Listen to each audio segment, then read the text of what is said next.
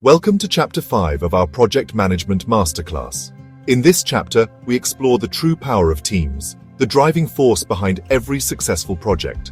Teams are not just groups of individuals, they are the engine that transforms plans into reality and solves complex problems that no one person could tackle alone. Organizations form project teams to bring together diverse skills, experiences, and perspectives. This diversity creates synergy, where the whole is greater than the sum of its parts. In high-performing teams, 1 plus 1 truly equals 3. Teams are the bridge between strategy and results. While a project plan is a static document, it is the team that breathes life into it, turning abstract goals into tangible outcomes. Let's look at how organizations structure teams for project success. The pure project organization, also known as the projectized organization, is designed for maximum project focus. In this structure, team members are co-located and report directly to the project manager, who has full authority over the team budget and resources. The advantages of this structure are clear: a single line of command, strong team identity, and fast, direct communication. The project manager has the authority to make quick decisions, and the team is fully dedicated to project goals. However, there are disadvantages. Resource inefficiency can occur because specialists may be duplicated across projects. Knowledge transfer between teams is limited, and as projects end, team members may face uncertainty. What's next for them?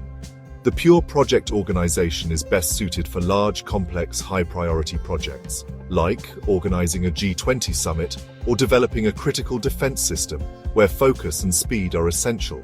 Many organizations use matrix management, a hybrid structure that blends the strengths of functional and projectized organizations. In a matrix, team members have two bosses, their functional manager and the project manager. Matrix structures are extremely common in Indian IT, engineering, and consulting firms, where specialists are needed for multiple projects at once. The balance of power determines the type: weak matrix, where the project manager is a coordinator; balanced matrix, where power is shared; and strong matrix, where the project manager has considerable authority.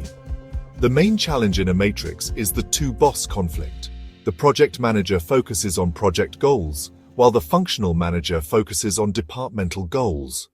Success depends less on formal authority and more on the project manager's ability to negotiate, influence, and build strong relationships. The seamless enterprise is a modern concept that breaks down barriers between departments and even external partners. Enabled by concurrent engineering and collaborative platforms, its true foundation is culture, trust, open information sharing, and a one-team mindset. Teamwork is the behavioral process that unlocks a team's potential. It's about communication, conflict resolution, and mutual accountability. In true teams, members feel ownership for collective results and hold each other accountable, unlike working groups where accountability is individual. Teams evolve through predictable stages. Bruce Tuckman's model describes forming, where the team comes together; storming, where conflicts arise; norming, where cohesion emerges; performing, where the team excels; and adjourning when the project ends.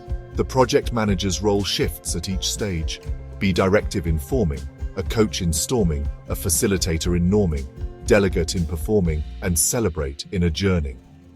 Managing personalities is key to building high-performing teams. Dr. Meredith Belbin's team roles theory identifies action-oriented roles like the shaper and implementer, people-oriented roles like the coordinator and team worker, and cerebral roles like the plant, monitor, evaluator, and specialist. A balanced team leverages all these roles.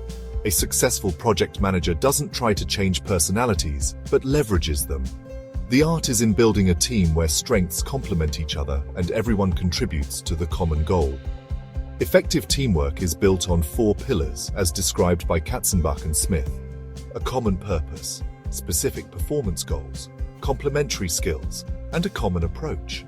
Trust, open communication, and shared responsibility are essential. Running effective meetings is a blueprint for team success. Set a clear purpose, prepare an agenda, assign a facilitator, start and end on time, and document action-oriented minutes.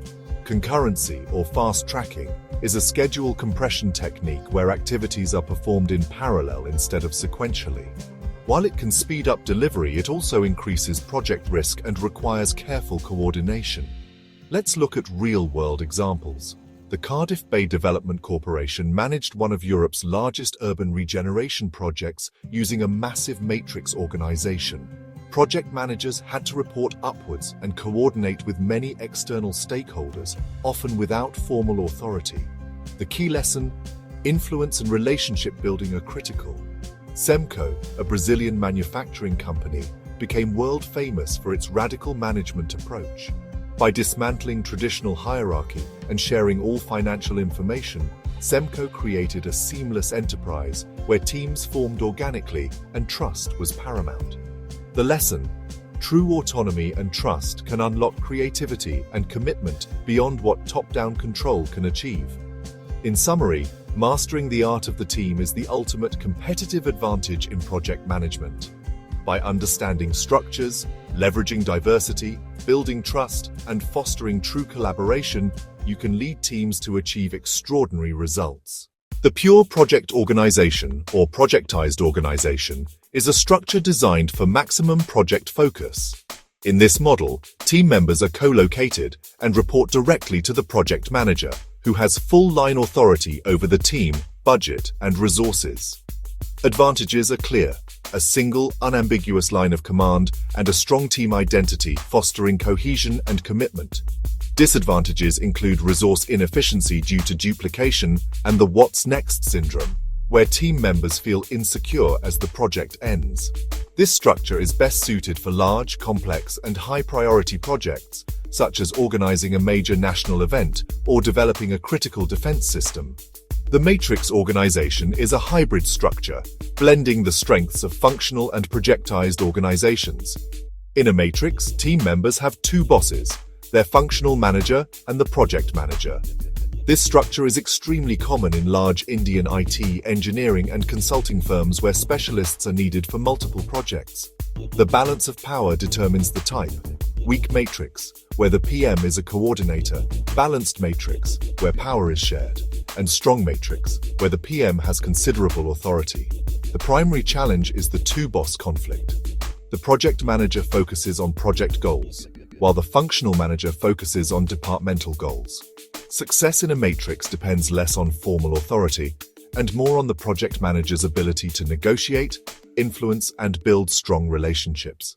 The seamless enterprise is a modern, fluid concept that aims to break down traditional barriers between departments and even between the organization and its external partners. This is often enabled by concurrent engineering and modern collaborative platforms. However, the true enabler is not technology, but culture. It requires a high degree of trust, open information sharing, and a one-team mindset that transcends departmental loyalties. Teamwork is the process through which a team's potential is realized. While the role of a team is structural, teamwork is behavioral. Excellent teamwork is characterized by mutual accountability.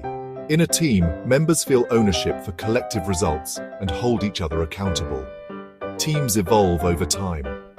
Bruce Tuckman's model provides a classic framework: forming, where the team comes together; storming, the most difficult stage where conflicts arise; norming, where the team resolves conflicts and cohesion emerges; performing, where the team is a well-oiled machine; and adjourning, when the project ends.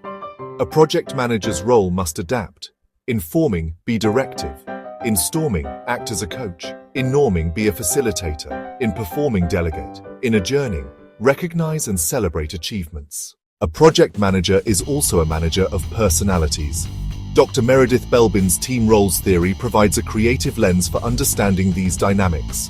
Belbin identified key roles: action-oriented roles like the shaper and implementer, people-oriented roles like the coordinator and team worker, and cerebral roles like the plant, monitor, evaluator, and specialist.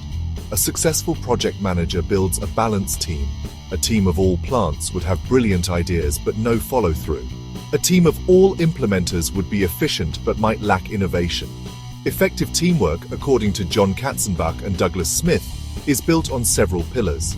First, a common purpose that the team has helped to shape. Second, specific performance goals. This clarity helps the team track progress and maintain focus. Third, complementary skills.